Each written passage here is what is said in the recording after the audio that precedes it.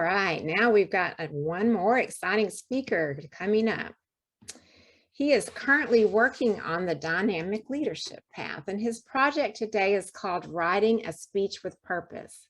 Now, I want you to close your eyes. Everybody close your eyes. Close your eyes, Teresa, Kiara. All right. Think back to a time when it was a special occasion in your life. Maybe you picture yourself dancing like crazy at a wedding, or maybe you see your mom laughing when you surprised her at a birthday party. Or perhaps it's the day that your firstborn child was laid in your arms. Okay, you can open your eyes now. Our second speaker today is going to talk about some special times in his early life. And he's going to tell us about both the good and the bad things that happened to him as a child. But as you can imagine, things were a little different back then than they are today. So help me welcome Thomas Persley to the lectern to give his speech, Follow After Things That Are Good. Yay, Thomas. Thank you, Madam President. Follow after those things that are good. Sometimes people have a difficult time following after those things that are good. Sometimes you can do well and it can turn out very, very bad.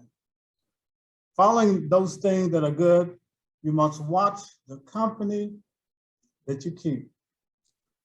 I remember some time ago, my dad, when I worked on a farm, my pay was either I had the opportunity to get a car or a truck.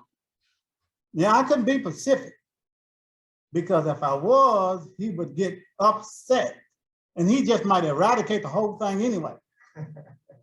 But I realized that if I let him pick it out, and matter of fact, he's going to do it, he was going to do it anyway, within the budget, within his budget.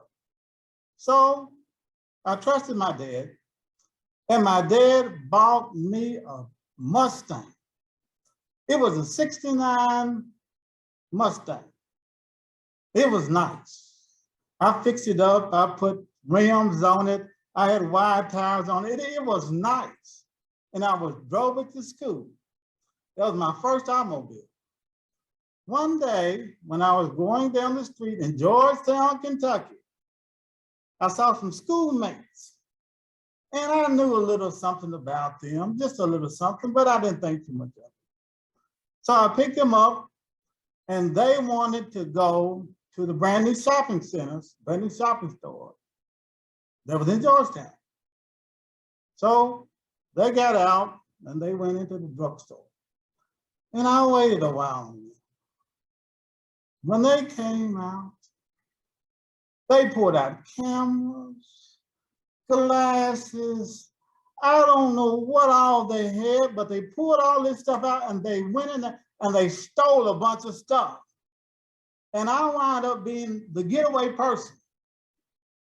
So I pulled off and I said, you guys, you got to eradicate out of my car. You have to get out of here.